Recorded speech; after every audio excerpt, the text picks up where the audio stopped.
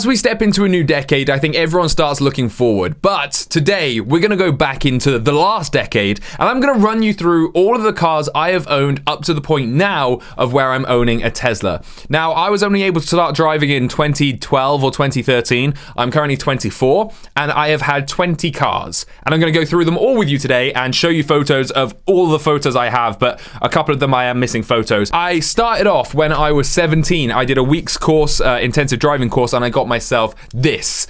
This is my beauty. This was my Fiesta called Fifi. It was in like a blue purpley color, completely stock. Bought it off some old person that had barely used it, and it didn't stay like that for long. I quickly added in speakers all over. I added in my own entertainment system, all that kind of good stuff. I changed the hubcaps to red for some reason, and then I fogged out all the lights. I made everything black and dark as well, so it kind of looked cooler, but it also looked absolutely awful. But that was my first car. Moving on, I went from my 1.25 Z-Tech S engine up to a 1.8 litre Corsa SRI. Now this is actually a really cool car, and I really liked it. This was the 3-door version. I got it fairly stock, but the SRI comes with a better exhaust, a little bit more performance, interior and exterior and stuff like that. And it was quite quick. I think it had 150, maybe 180 brake or something like that, which was actually quite a lot, and I got that as well when I was 17, and the insurance was insane on this car. Do you want me to do a follow-up video of this showing you all my insurance and also what I currently pay for my insurance on my Teslas and stuff? Let me know. Hit the like button if you want to see that. I ended up making the interior white. I painted the alloys white on the outside, and I blacked out everything else. I also included this double din TV where I would watch Family Guy and stuff like that, and I actually rewired it so that my handbrake cable was earthed all the time, I believe, so that I could watch DVDs and drive at the same time. Pretty dangerous, don't do it anymore, but again, this was stupid of back in the day. I then upgraded myself to a BMW 330i, and this broke the bank. I had to borrow money from my parents for this car, and I loved it, absolutely loved it. Had white leather interior, heated seats. It was legit, and it was a 330i, so it had quite a bit of poke. But sadly, I couldn't afford the payments up with my parents, and I had to sell it. The insurance on that car, by the way, was like $4,000. So if you want an insurance video, it's quite interesting. This is where it gets a little bit odd. I went back to a Corsa SRI, but this time I'd bought the 5-door because the 3-door I had sold to my then partner, and she had that. So we've got this photo of my Corsa SRI and her Corsa SRI. I had the 5-door, she had the 3-door, and I only kept the 5-door for a few months, and then things started changing for me. Things started changing for Ov. I went and had a Saab 9.5. That is right. Or was it 9.3? Actually, it might have been a 9.3. You will see the photo. I don't actually have a photo of my car, but this is the car that I drove. It was my step back up to the BMW because I like the big saloon feel, but I wanted to go a diesel, so I think it had a 1.9 turbo in it, and we did a complete straight pipe with it, took the cat out and everything, so it was dumping a lot of smoke. But back then it wasn't even on my mind. I was 18 at this point, and I loved that Saab. Honest to God, I thought that Saab was the best car ever. And then I started doing YouTube. I started up my other company as well at that time, and I started making some money. So finally, I didn't have to paying my parents off for the cars and for the insurance and stuff.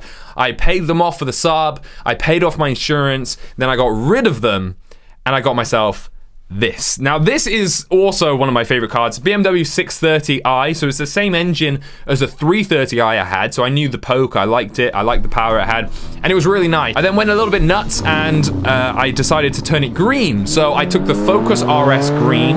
If you've seen the Focus RS green, you'll know how amazing that color is. And I put it on my BMW 6 Series, and I painted the alloys black and tinted it out and everything, and that also had a straight pipe put through it, which on a straight 6 sounded really good until you got onto the motorway and you kept it above 60 at any continued time. It was the most disgusting car on a road trip. And then I bought myself a car that I still have today, my Hummer H2. Now, the story behind my Hummer H2 is I've always idolized the Hummer H2 as a kid. I always had them as the toy cars. It was the car I wanted. You know, it was that big, bad-looking car, and I got it. And I got it in the color I wanted, which was bright yellow. And I got it in. This was the first car I paid like straight cash for too. And I got it with the spinners, so it's got spinners on the alloys. This was actually featured in Pimp My Ride UK. So if you go back to the old Pimp My Ride UK videos, you'll see my Hummer in those videos. And it was just the shit. It was so cool. It has a 6-liter V8 in it. It gets about 5-ish to the gallon, really. And I still have that car today. But I did actually turn it to chrome for a little bit. The wrap was really bad, though. We ended up taking it off. This wasn't done by Yanni, who has done my other cars and is awesome. This was done by another company that sadly didn't work with them. Christmas then came along, and my parents got me and my mum bought me and my dad this Discovery, lovely grey Discovery, and I'm there rocking my dad's gilet at the time as well. And this turned into our kind of semi-off-roading beast. We did things like this. We kind of pimped it out. I painted like the grille red and some different things. We put lights on it. And this was great. We've done a lot of off-roading. We did a lot of off-roading around Salisbury Plain. We still do a lot of off-roading. But this was a great car that I was half-owned with my dad, and we just had a load of fun with it, and we ended up, I don't know what we did with it in the end, but we don't have it anymore. This is where I go into the next step. This was when I started doing really well business-wise. I think I was about 19 potentially at the time, and I was doing really well. So I chopped in the 6 Series, and I got myself an R8. Now, this R8 was a V8 manual. I think it set me back about 60,000 at the time. I got it from I got it from Audi in Cheltenham, and it was just a game changer. This really made me fall in love with cars to the next kind of level. I remember getting it the first day and being terrified. I was shitting myself on the way home because I was so low down. It had a gated 6-speed automatic manual, where the gaiters are so tight that if you miss a turning, you get if you miss a gear change, you get such a horrible noise. It scratches everything, so you had to like learn how to do the gear changes perfectly. And yeah, I terrified myself. The power of that car was unknown to me at that time. Going from a 6 Series, which I thought was fast, to the R8 was just ludicrous. Now, that R8 actually went through a few variations of color. It started off as silver. It then went to this, which is, I've got cramp. Oh, don't you hate it when you get cramp? I've got it in my left bum cheek. Oh, it's so sore. Okay, so my R8 went to like a baby blue color, and this was, I think I saw Supercars of London did his in blue, and I really liked it. And I ended up going the blue as well, and then I did the black alloys in that. And I thought it looked awesome. That's like one of my favorite combos ever. I then changed it and we went all gold chrome, and it was a crazy gold chrome as well. Now this was done by the same people that did the Hummer, but this was actually a good wrap. So I think it looks nuts. I got the R8 OVV number plate as well. I just think this looks awesome. I would happily go back to an R8. I've only got this one photo of this, which is my Mitsubishi Pajero, short wheelbase. I bought the Pajero when we got rid of the Discovery actually, and I modded it out and made it my off-roading beast because we like to go off-roading in the countryside. I then went and bought this, which is a Range Rover Evoque. You can even go and find the video of me giving it to my ex-partner at the time as well. This was a Christmas present, this red Evoque. I loved it, and I actually drove it quite a lot, but we split up and I didn't need the car, so I just gave it back. And I bought my ex another car, by the way. I didn't just leave her without a car. I bought her a Mini Cooper when we split up. But I never got to see the Mini Cooper, so.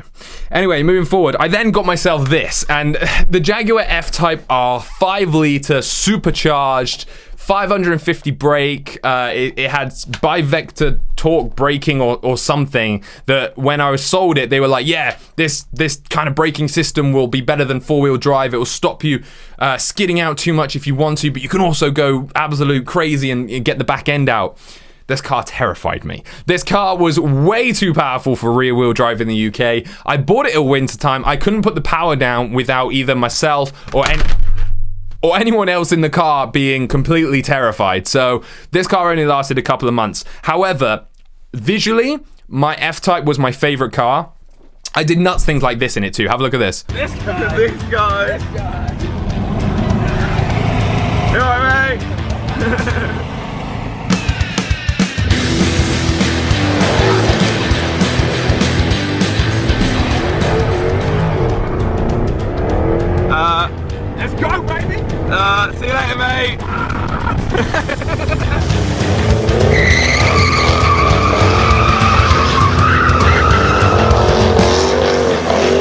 So I really did play with this car for a bit when I had it, but I went from an R8 to this. I didn't like just rear wheel drive, so I chopped it in, and we chopped it in for a BMW i8. So this is when I bought my BMW i8. My parents bought the i3 on the same day, funnily enough. So yeah, I went with the i8, which I loved, absolutely loved. I also changed the i8 a couple of times in colors. So it went from the blue, the original blue that I bought it in, it then went to gold, and then we did a camo gold on top of that a year later. I kind of changed the colors in a year because that makes me feel like I've got a new car, and it's good for the price, and also it keeps the paint and everything original. Okay, so from the i8, I then bought a Mitsubishi L200 Barbarian, which was great. That was really cool. I also bought a Peugeot partner van. Sadly, I don't have a photo of it, but it was a white panel van. We then ended up swapping the L200 for a VW Amarok, which looks like this. And this is one of my more recent cars. And this was absolutely nuts. I love this thing. We customized it a bit. I got it from Raceline in Wiltshire. Great company. Go check them out. Go check their vans, their transporters out, and their Amaroks and stuff. They're just nuts. Now, I also got... So I had at one point in this photo, you'll see that this is at my, I moved house to this new house. I had my Hummer, my L200, my i8, and then I bought a Bentley Continental GTC from Bentley in, I don't know where I bought it from actually. And I love this Bentley, but it had so many problems, and this was bought from a Bentley dealership. It had issues with the soft top. I had engine issues. Basically, don't buy a used 2010 Bentley, I think it was, because it had so many issues. But I really liked it, but it made me realize I'm not old enough yet to have a Bentley. So I chopped the Bentley back in, and I got myself the Tesla Model X. Is that where we're at? I've just got to check this list. Yes, I got myself the Tesla Model X, which changed my life, changed my world. I mean, I started doing the Tesla videos because of it, and that's obviously what I'm doing now. This is the channel, and I really enjoy doing it for fun. But this Tesla Model X was so good and so much fun that it changed my world. Now, I'd actually pre-ordered this, a Tesla Model S 85 Performance, I'm going to say it was, or maybe it was a 90 actually. It probably says on the photo and you can see it. So I went like a top spec Model S, and I had my order, and it was like 2 months away, and then they extended the order for another 9 months, so it was like another year until I got my Model S. I cancelled that and I got the BMW i8 instead. So I should have started this channel earlier. I should have been a Tesla holder earlier, but I paid for that and they never gave it to me. So they gave me my money back except for my deposit, so there's $2.5 grand, Tesla, you're welcome. And yeah, I got the i8, and then I eventually got my Model X. I'm so glad I waited, because I got AP2 rather than an AP1, and I would have been really annoyed if I had hardware 1. So we got the Model X, and that's when I decided that electric is the future, and Teslas in general, and the technology and the fun that you could have in a car was just mind-blowing to me. So I was like, yeah, I'm doubling down on this electric future, and I pre-ordered the Tesla Model 3, which I now have, obviously, and is a beautiful car, and I have so many plans for it. I even have a huge Europe road trip that we're doing in a couple of months planned, so you guys are gonna absolutely freaking love that. But I also pre-ordered the Tesla Roadster 2.0, so that has been pre-ordered. The Cybertruck was pre-ordered, and then this little funny car from, I think it's from Sweden, called the Unity 1. I've ordered it, and it should come this year now. Now we're in 2020. And that brings us up to date. That is it. So currently, I have my Model X, Model 3, Hummer H2. We pre-ordered the Roadster, but I've actually cancelled that pre-order now. I had that pre-order for about a year and a half, 2 years. I cancelled it, and I went full out for a top-spec Cybertruck, because the Roadster's cool, but now I'm a dad now. I've gone to a different direction with cars. I wouldn't actually buy a supercar anymore. I have no need. My Model 3 will do 3 seconds 0 to 60. So let me know down below. I would love you to rate all of my, I'll do in the comment section, I'll do a little thing showing all the cars, and I'd love you to rate them and let me know what you think. And also let me know what your cars have looked like through the past decade. What have your, actually that'd be great. Comment down below the last decade of cars that you've had, and we can see what kind of cars we've all gone through, because I think it's really cool to look back in memory lane, and I doubt anybody knew of this history of mine of cars. And yeah, it's pretty nuts. And if you want an insurance video, because I'm I'm being hit by insurance people, like people saying, we want to see an insurance video. Another YouTuber did one, and I think it went kind of viral, and they came over to my channel and were like, hey, what do you pay for insurance? And I'm like, okay, I'll answer your question. Until next time, thank you all for watching. Don't forget, drive safe.